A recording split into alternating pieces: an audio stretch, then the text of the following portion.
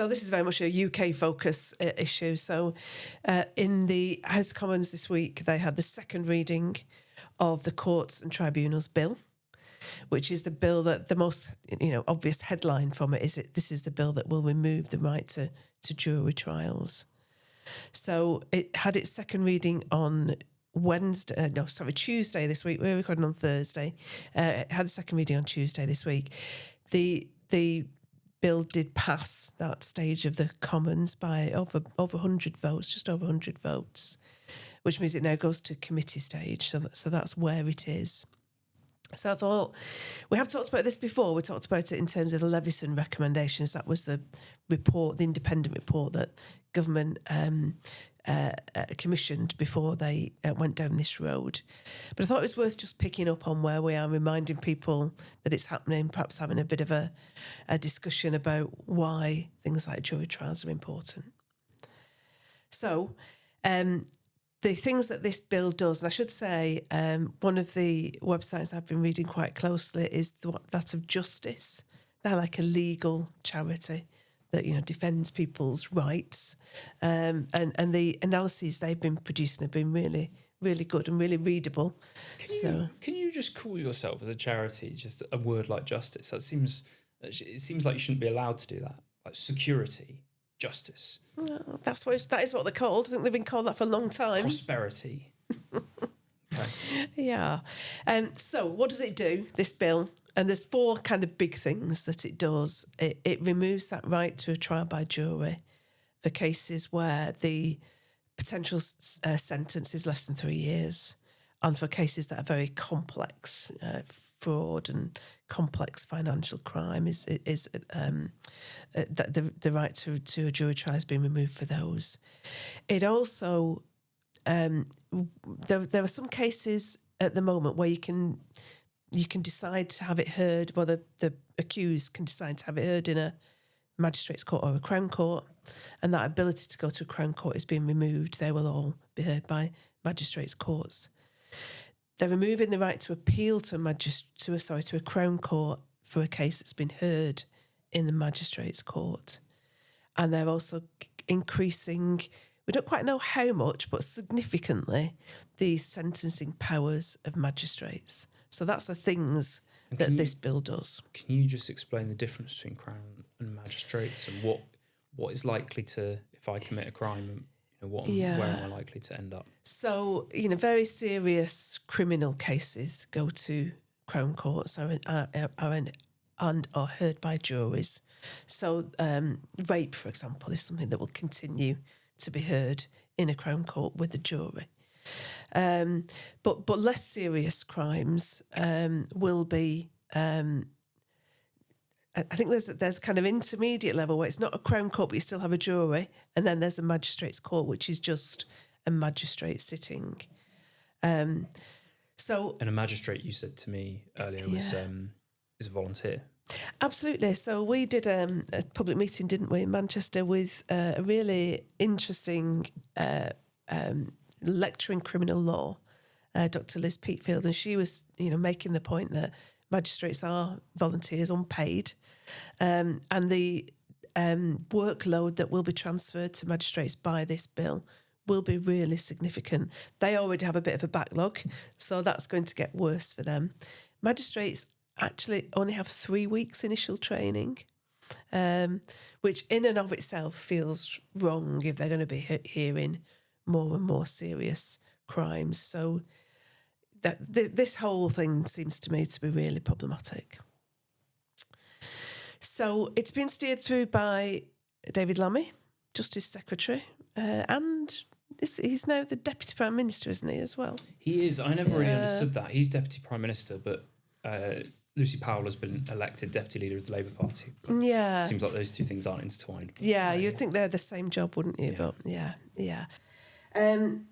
Obviously, it's been justified on the basis that there is this very long delay in the court system. So people who are having cases listed now will be being given cases in 2030.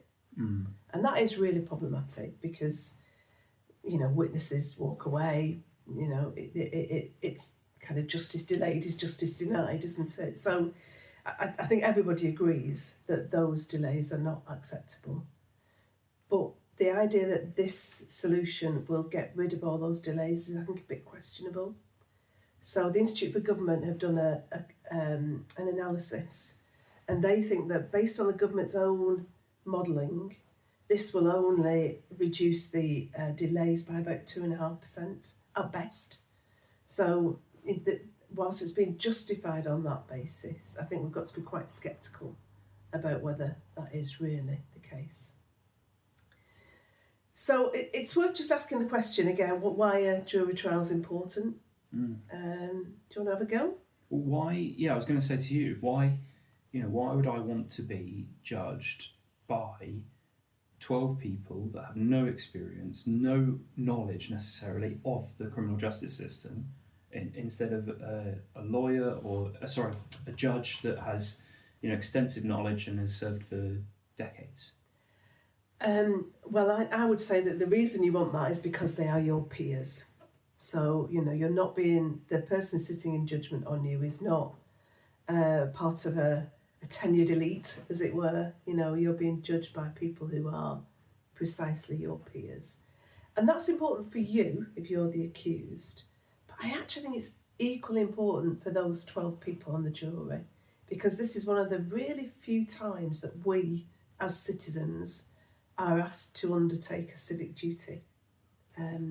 And I do think people take it very, very seriously. I don't know if you know people who've been on a jury. I do, yeah. Yeah, and I know that certainly the people I know have taken it very seriously and have, they're not allowed to talk about cases outside, but they have shared that they really agonised over it and thought really hard about it.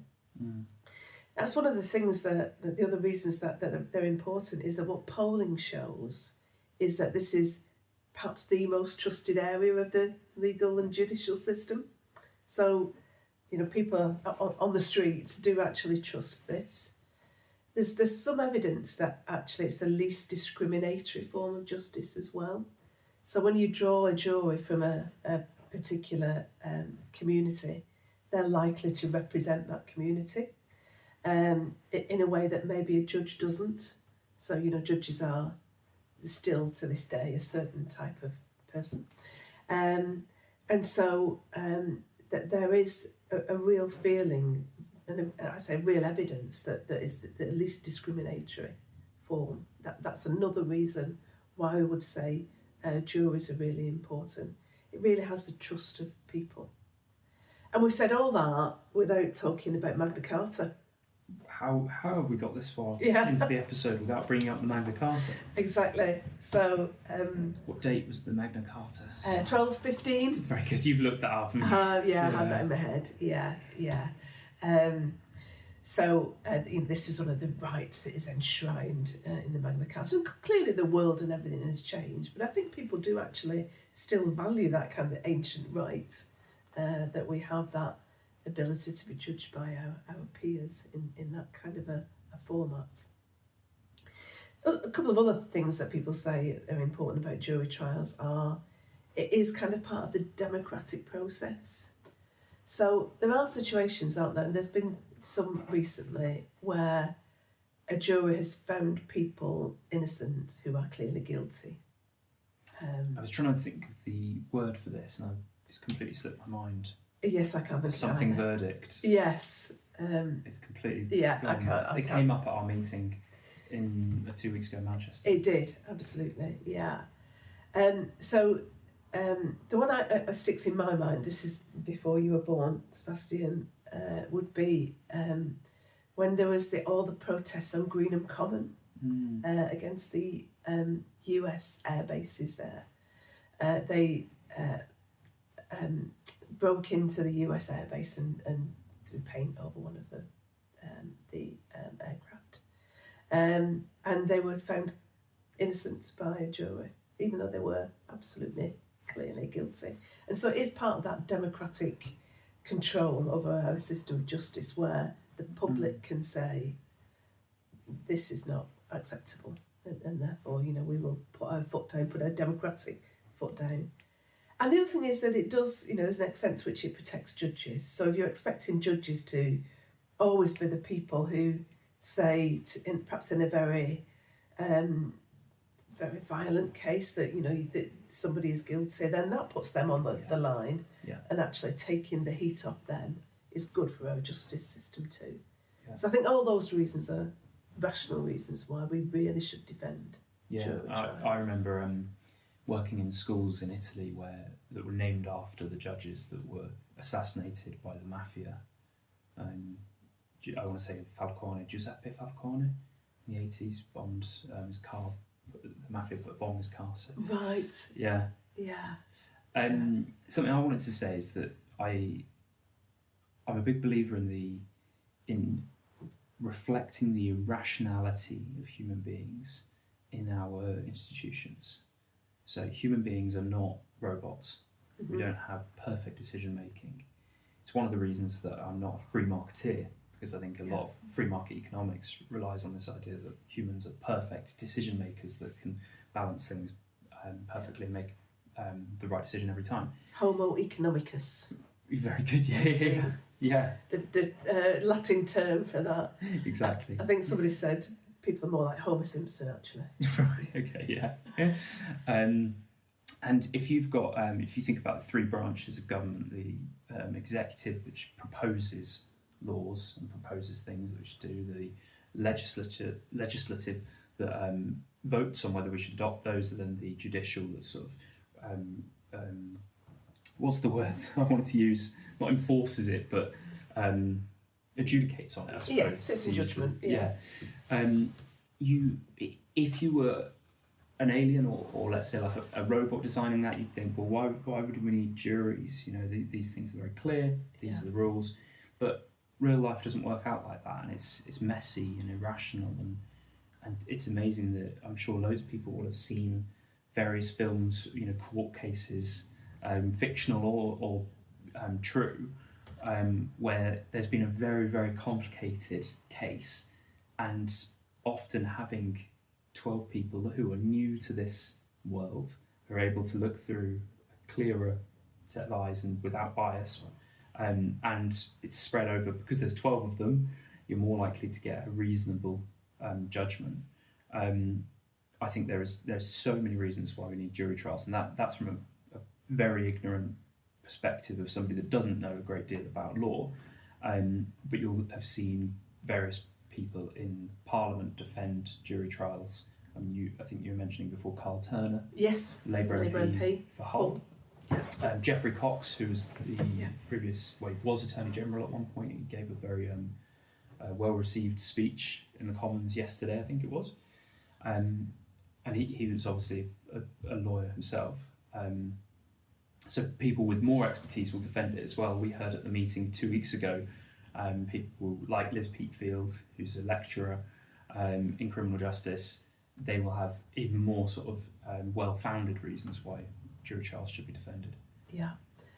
One of the kind of, it feels like a second order thing, but it's really important, is that the way that legal aid works depends on what kind of a court your case is heard in.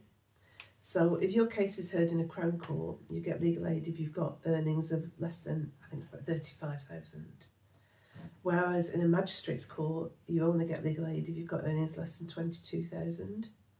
And that's kind of an area slap bang in the middle of where, kind of median earnings level. So the number of people who will not get legal aid because of these changes is going to be, really significant. And that again feels to me a real rational reason to oppose these changes. And another instance where the current government is enacting policies which affect lower earning people. Which you would think that they're the people that the Labour Party should be really defending. And which is why I've made the case, and I know people in the SDP are often making this case, that the system that we're currently living under, this Frankenstein sort of system of government, it stops the Labour Party from being able to represent the interests of the working class, and it stops the Conservative Party from being a true Conservative party. So you end up with this blob, this sort of centrist establishment blob, that will always go for the technocratic answer. They will always go for the thing that looks right on a spreadsheet, and they'll look at something like jury trials and say, wow, there's backlog of court cases, how can we do this? Oh, we can just get rid of jury trials. You know, it's very similar to, in my mind, to the argument that when they blocked Andy Burnham from standing in Gorton and Denton, they said, oh, but if Andy Burnham stood and won the seat, he would have to step down as mayor of Greater Manchester, and that would cost a certain amount of money they came out with of running that election. And somebody said to us, I think in one of the group chats we're in, somebody that's not in the SDP, but they said, so we can't have democracy now in the UK because it's too expensive. And I think it's the same is true for jury trials. Yes. It's like, is this what we've become as a country? Absolutely, yeah. That's people know the price of everything and the value of nothing. The value of nothing. Thank you for completing that little couplet for me. You've already talked a little bit about the opposition to it. And perhaps one thing just to mention is that one of the people who used to oppose getting rid of jury trials was one David Lammy. Lots of his tweets from like 2019, 2020, where he was arguing really strongly that jury trials were so important. I think at that time there was an argument that they were going to be suspended because of COVID. Right. And he was making a really, really strong argument that that was completely wrong. And he was in the opposition at the time. Yes. So of course he was arguing against it because the Conservatives, weirdly, and now they're coming out, you know, it's always the same. It's this Punch and Judy politics. Yeah. You know, the establishment will do the same policies, and then whoever's in power will enact them. Whoever's not in power, the opposition will, pretend at least to oppose them. Yeah, yeah. It's just it feels just so wrong as a way of running a country, doesn't it? And this is why I've tried to make a case a lot that it's not about the individuals. I think we have a tendency to want it to be about the individuals and say Keir Starmer's an awful man and David Lammy's an awful man, and fine, you might think that, but it's funny, whoever gets into these positions seems to do similar things each time. Yeah. I mean, this is why we need structural change, not just replace the individuals with new individuals. Yeah. Worth saying that this was, of course, not in the Labour Party's manifesto, any of this. Yeah. So. I had a little look yesterday at Keir Starmer's sort of pledges when he was trying to become leader of the Labour Party, and I agreed with so many of them. You know, common ownership, nationalisation of he had water, rail, energy, and mail, and there were so many pledges that it sounds like a completely different man, a completely different ideology to what he's now espousing as Prime Minister. I thought it's incredible that he's said a certain thing to get into that position, and when he ends up as Prime Minister and he has the ability, now he's got the power with a huge majority in the House of Commons, and he doesn't do any of the stuff that supposedly he wanted to do. Yeah. Well, Mail was mentioned in the House of Commons today, this week, of course, because of the problems in service levels and the not meeting the universal service provision targets, the current owners of Royal Mail. So I still think renationalisation of Royal Mail would be a good thing to aim for. Can I finish on perhaps a note of appreciation? So I don't know if people saw Charlotte Nichols. She's the MP for Warrington, Labour again. And she spoke very much in favour of jury trials, and she shared her experience of taking a court case because there was... she accused somebody, didn't she? She accused somebody of rape. Yeah. As it happens, that conviction was not upheld by a jury. And so you might think that would make her very much anti-jury, but she argued really passionately for the importance of keeping jury trials. But she also made the case that because this rationale is that it will reduce the levels of delay that people experience, that David Lammy was effectively using rape victims as, I think she said, a cudgel to force through this change. And she was making the point very strongly that it was absolutely incorrect to use people who've gone through horrible experiences as, to kind of weaponise their experience in this whole process. So I thought she was very brave and very principled to make those points. So well done, Charlotte Nichols. So, what have we learnt today? We shouldn't be intervening in foreign wars that have no clear purpose, that don't benefit us as a nation. Agreed. We should be worrying about our own problems. We should become energy independent so that these foreign wars don't affect us so much. Yeah. And that's done not by sticking up more wind turbines, but making the most of our own oil and gas reserves, paving the way to nuclear energy. Yeah. We also need to nationalise the energy industry, as well as mail in this case. Yes. And we need to stand by things like key democratic principles like jury trials.